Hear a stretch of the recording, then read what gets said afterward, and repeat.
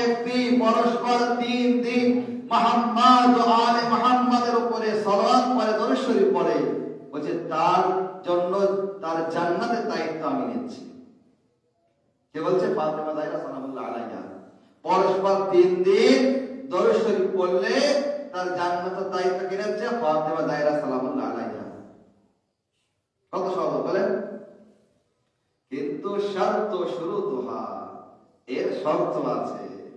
যে জবান দিয়ে দরুদ বা সালাওয়াত পড়া হবে সেই জবান দিয়ে যেন কখনো কারোর গীবাত না করা হয়, পরনিন্দা না করা হয়, পর সমালোচনা না করা হয়, গীবাত না করা হয়। 1 নাম্বার 2, সেই জবান দ্বারা যেন মিথ্যা কথা না বলা হয়।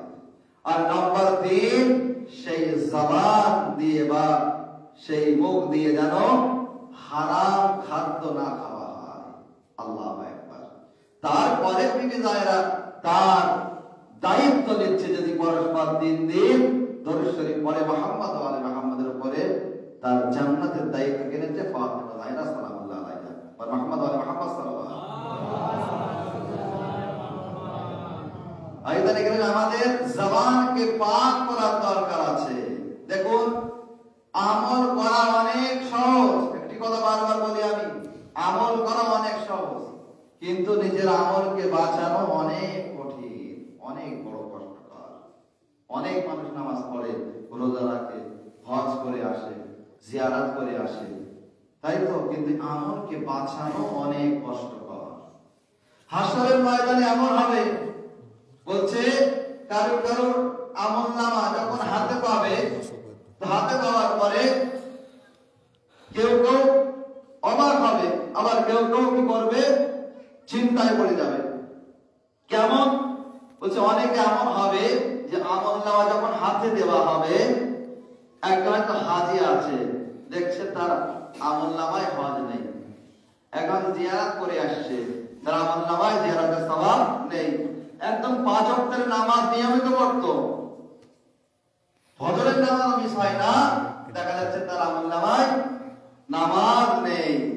আবার দেখা যাচ্ছে কারোর হাতে আমলনামা দেওয়া হলো, সেদিকে অবাক হয়ে যাচ্ছে, আমি তো হজ করিনি, আমার আমলনামায় হজ কিভাবে আসলো? আমি তো জিয়ারত করিনি, আমার আমলনামায় জিয়ারতের সওয়াব কিভাবে আসলো?